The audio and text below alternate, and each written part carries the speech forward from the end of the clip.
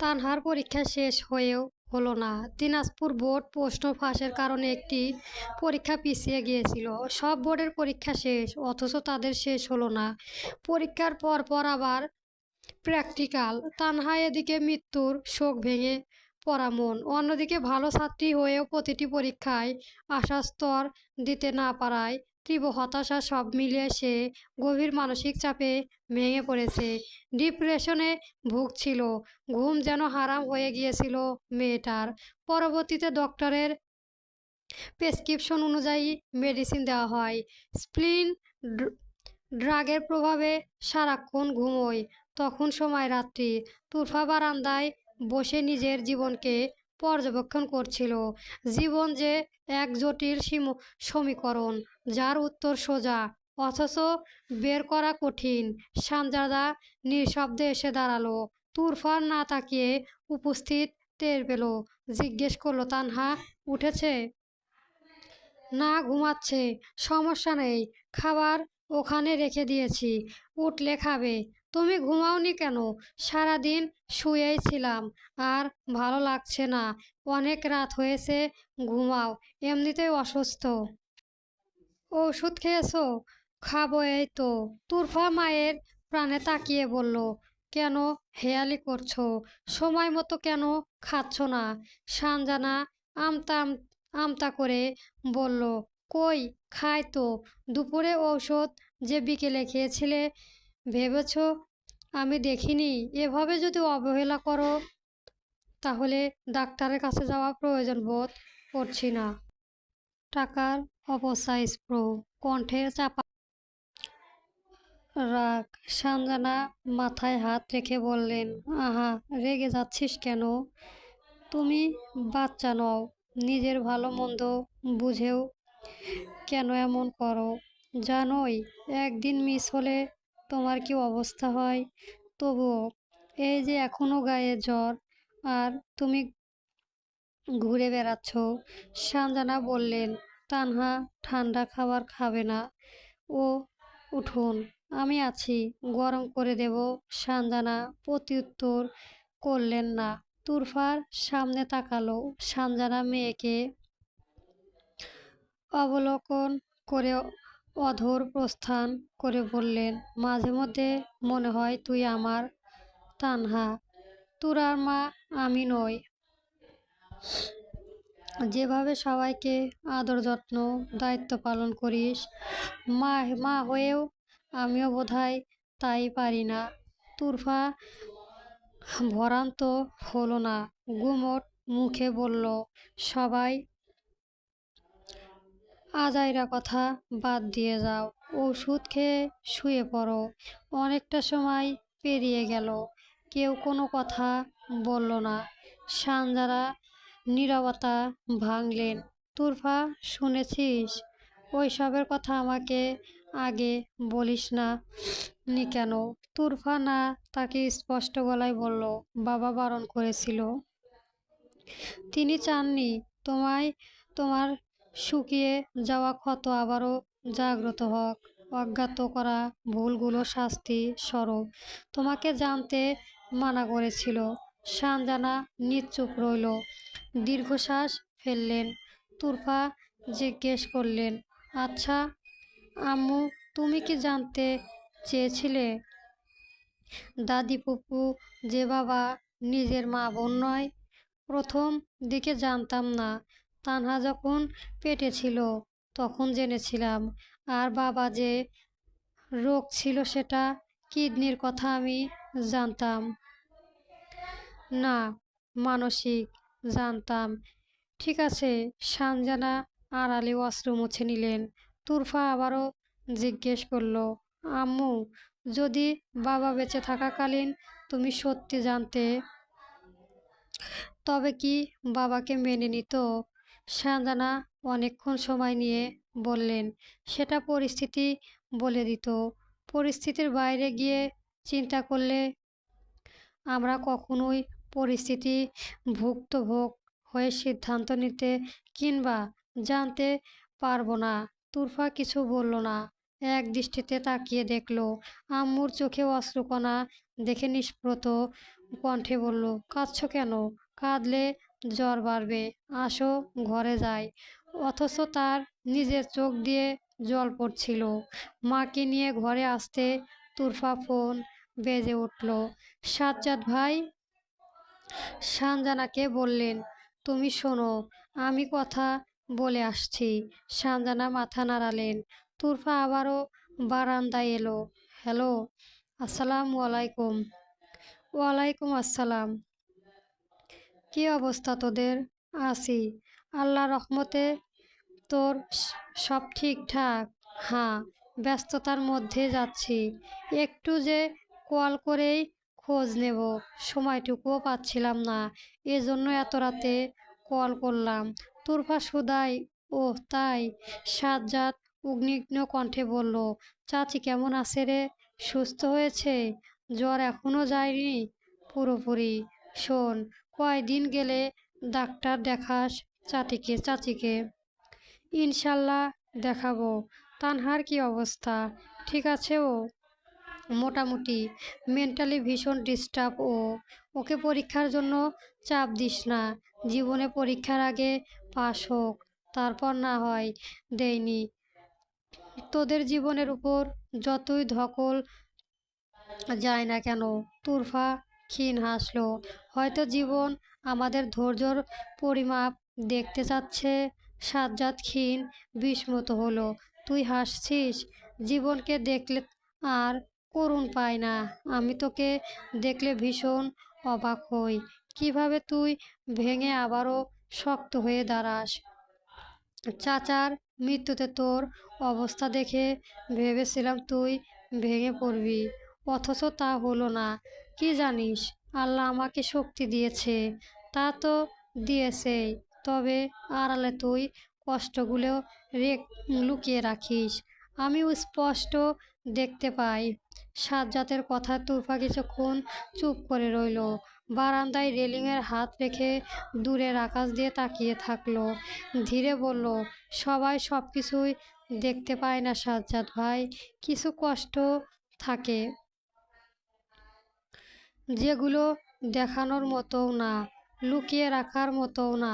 সাজ্জাদ নিঃশ্বাস ফেলল। তুই ছোটবেলা থেকে এমন, নিজের কষ্ট নিজেই বয়ে বেড়াস।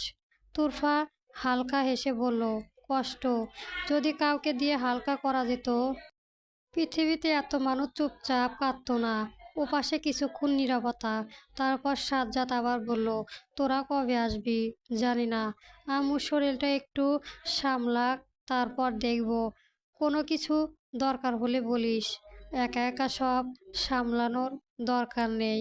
তুরফা মৃদু গলায় বলল, জানি, কিন্তু অসভ্য হয়ে গেছে একাই সামলানো। ঠিক তখন ভেতর থেকে তানহা কাশি শোনা গেল।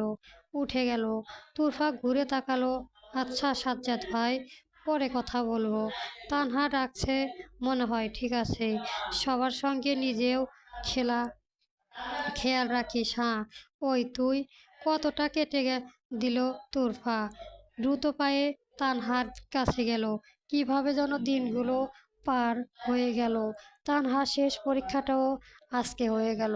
তানহাকে নিয়ে বাড়ি ফিরছিল। মাঝপথে দাঁড়ালো। তানহা দেখতে পেল তুরফা টাকা তুলল। টাকা তুলে বসলো রিকশায়। কিছুক্ষণ পরে তানহা জিজ্ঞেস করলো, তুই কোচিং ছেড়ে দিয়েছিস আপু?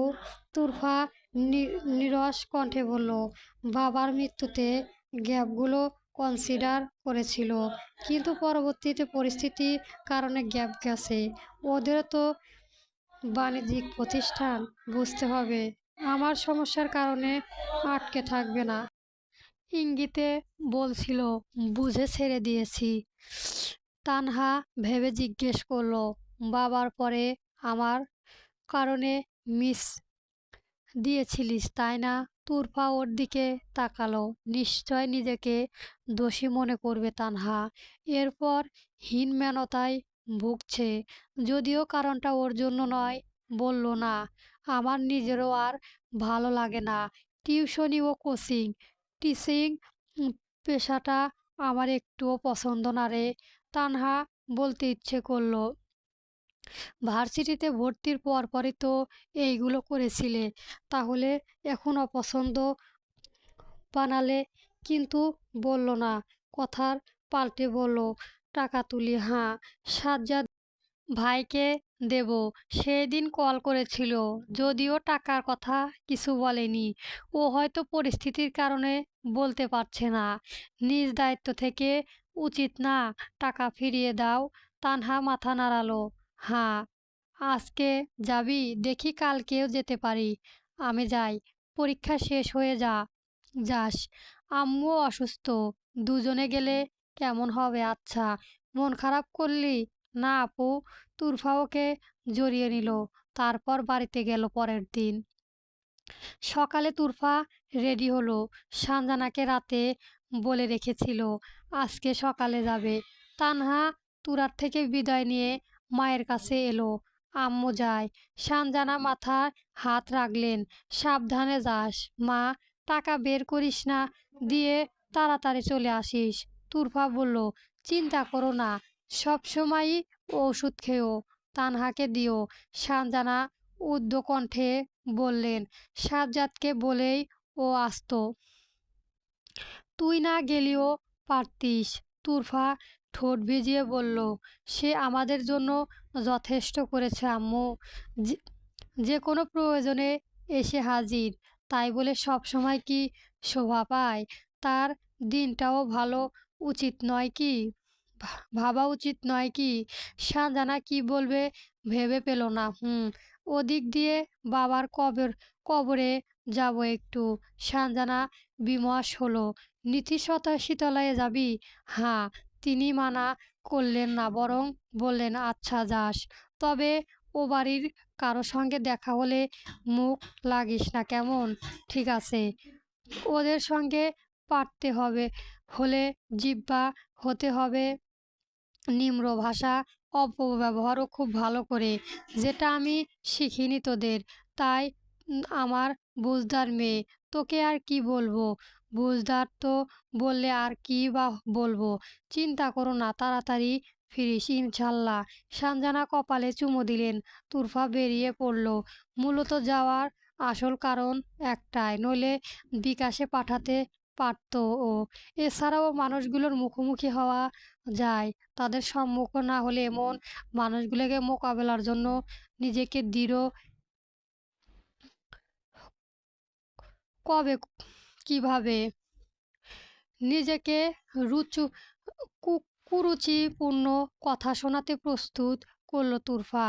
কয়েক ঘন্টা পেরিয়ে রংপুর সদর এসে পৌঁছলো। একটি রিক্সা নিয়ে গেল শান্তিনগরে। বাড়িতে এসে পৌঁছলো কবরের কাছে। বাড়ির একপাশে পারিবারিক কবরস্থান। সেখানে তার দাদা দাদি এবং পূর্বপুরুষদের কবর রয়েছে। ওখানেই দাফন করা হয়েছে রাশেদ মাহমুদকে। বাবার কবরে আসতে না আসতেই চোখে অশ্রু ভিজে জমল। এসেই তুরফা পড়ল, আসসালামু আলাইকুম ইয়া আহলাল কুবুরি। মৃত মানুষদের প্রতি সালাম জানানো হলো। এরপর পড়ল, রাব্বিল হালহুমা কামা রাব্বায়ানিস সাগীরা। এটি মৃত্যু বাবার মায়ের জন্য গুরুত্বপূর্ণ দোয়া। এরপর আরও দোয়া দরুদ পাঠ করে কবর জিয়ারত করল সে। সবশেষে চোখ মুখ মুছে নিল। আসার আগে ভেবেছিল বাড়ির ভেতরে ঢুকবে, কিন্তু এখন আর ইচ্ছে হচ্ছে না। কবর জিয়ারতের পরই সে বাইরের পথে পা বাড়ালো। সেই সময় দেখা হলো তার ফুপু খসনুরের সঙ্গে। তুরফা দূর থেকে চিনতে পারলেও খসনুর চিনতে অসুবিধা হচ্ছিল, তাই পট পাল্টে তুরফার দিকেই গেল। ভ্রু কুঁচকে জিজ্ঞেস করলো, কায়রে তুই? এটি কি করিস? খসরুন পুরোপুরি আঞ্চলিক ভাষা বলেন না, মায়ের মতোই শুদ্ধ ও আঞ্চলিক মিলিয়েই বলেন। তুরফা বলল, বাবার কবর দেখতে এসেছি। খসরুন চিনতে পারলেন। টেনে বললেন, ও বড় বেটিটা তুই? প্রত্যুত্তর করার প্রয়োজন হলো না তুরফার। খসরুর চোখ কুঁচকে কিছুক্ষণ তাকিয়ে রইল। তারপর ঠোঁট বেঁকিয়ে বলল, তোর মা আসে নাই? কি কি খবর রে? নতুন ভাতার ধইরা আমারে আছে নাকি? নতুন বাপ ছেড়ে হঠাৎ পুরাতন বাপের প্রতি পীড়িত আসলি কেন? তুরপার ভেতরে কেঁপে উঠল, কিন্তু মুখের ভাব বদলালো না। শান্ত স্বরে বলল, আম্মা ভালো আছে, আলহামদুলিল্লাহ। আর বাপ তো বাপই, রক্ত তো বদলানো যাবে না। খসনুন কটাক্ষ ভরা হাসি দিল। ভালো থাকবেই তো। মানুষ মরার পরও দেখি কবর দেখতে আসছিস। বড় মায়া পড়েছে বাপের ওপর। তুরফা ধীরভাবে বলল, মায়া থাকাটাই তো স্বাভাবিক ফুপি। যাদের থাকে না তারা হয়তো বুঝতে পারে না। খসনুরের মুখটা একটু শক্ত হয়ে গেল, তবুও থামল না। বলল, বড় বড় কথা কইতে শিখেছিস দেখি। মায়ের কাছেই শিখেছিস নিশ্চয়। তুরপা ভদ্রভাবে উত্তর দিল, জি, আম্মার কাছ থেকেই শিখেছি, যেভাবে আপনি শিখিয়েছেন। খসনুন ঠোঁট বাঁকিয়ে হাসল, চোখে বিদ্রুপ। বলল, দেখতেছি মুখখানা খুব চলতেছে। বাপের কবরের কাছে কি বাড়ি ধরেও আসতে পারবি না? কিন্তু তুরফা তাচ্ছিল্য হাসল, বাড়ির মালিককেই এই কথা বলছেন ফুপি? খসনুন থমথমে গেল। তুরফা নিজের থেকে আবারও বলল, স্কুল কলেজে থাকতে দেখতাম প্রিন্সিপালের থেকে দারোয়ানেরই বেশি পাওয়ারফুল। স্বর শব্দে হেসে বলল। খসনুন স্পষ্ট বুঝল তার অপমান। রাগে হিসিয়ে উঠল, বেশি কথা শিখেছিস দেখতেছি। কার ভাষায় এত বড় বড় কথা কইস? তুরফা শান্ত গলায় বলল, ভরসা বলতে আল্লাহ আছে, আর সত্যি কথা তো নিজের দ্বারাই ফুপি। অবশ্য যাদের ইমানই নেই তারা কি বুঝবে? খসনুন দাঁত চেপে বলল, তোর মায়ের মতোই জবাব দেশ দেখি। তুরফা মৃদু মাথা নাড়ালো। ভুল বললেন। আমার মা যদি জবাব দিত তবে আজ এখানে দাঁড়িয়ে থাকতেন থাকতে পারতেন না। আপনাদের চ্যাপ্টার বছরখানেক আগেই শেষ হতো। নেহাল আমার আম্মু সর্বদা, এজন্য প্রতিদিন শুক্রিয়া করা উচিত আপনার। খসনুনের চোখ লাল হয়ে উঠল। তুরফা আবারও ভদ্র মুখেই বলল, যাই ফুপি, দোয়া করবেন। মানুষ তো মরেই গেছে, এখন অন্তত তার কবরের সামনে ঝগড়া করলে ভালো দেখায় না। একটু থেমে মৃদু হেসে যোগ করল, আপনার মান সম্মানের কথাও তো ভাবতে হয়, তাই না? বলেই তুরফা ধীরে পায়ে হাঁটা দিল। পিছনে দাঁড়িয়ে থাকা খসনুনের মুখ তখন রাগ ও অপমানে শক্ত হয়ে আছে। খাঁটি শুদ্ধ ভাষায় চেঁচিয়ে গাড়ি ছুড়ল। তুরফার কানে গেলেও গায়ে লাগলো না। প্রধান ফাটকে আসতেই একটা ছেলে তাড়িঘড়ি করে ঢুকছিল। ধাক্কা লাগতে লাগতে বেঁচে গেল তুরফা। ছেলেটা বলে উঠল, ইস ইস, আরেকটু হলেই লেগে যেত। তুরফা কিছু বলল না, বলে পাশ কেটে যাওয়ার সময় বলল, তুরফা, তাই না? তুরফা থেমে উত্তর দিল, জি, কেমন আছো? আল্লাহর রহমতে ভালো। ছেলেটা কিছু বলল না, শুধু তাকিয়ে রইল। তখনই কর্কশ কণ্ঠে ডেকে উঠল খসনুন, পুলক, এদিকে আয়। পুলক চেঁচিয়ে বলল, আসছি মা। তুরফা বুঝল, তবে ওদের দলে আরও সদস্য আছে। খসনুরের ছেলে। তুরফার সঙ্গে কথা বলতে দেখে ক্ষেপে ফেটে যাচ্ছে তিনি। তুরফা দ্রুত পায়ে চলে গেল। পুলক এগিয়ে গেল তার মায়ের দিকে। খসনুন ক্ষিপ্ত গলায় বলল, দাঁড়াই কি করিতাছিলি? পুলক বলল, মামার বড় মেয়ে না, এখানে এসেছিল। হ্যাঁ, বাপের কবর দেখতে।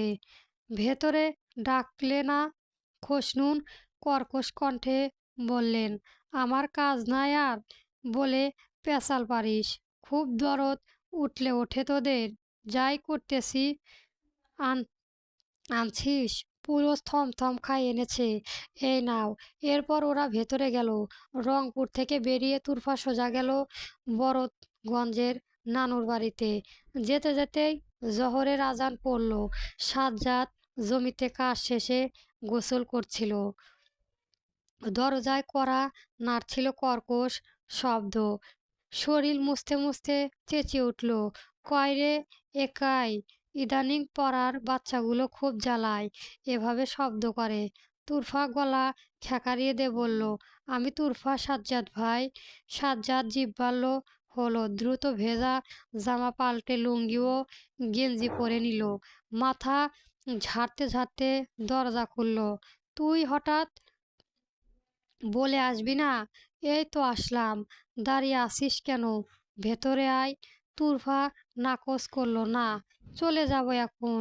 তোর দিনকাল কেমন চলছে? ভালোই। কিন্তু এখন যাবি মানে কি? তুরফা দরজার ভেতরে প্রবেশ করলো।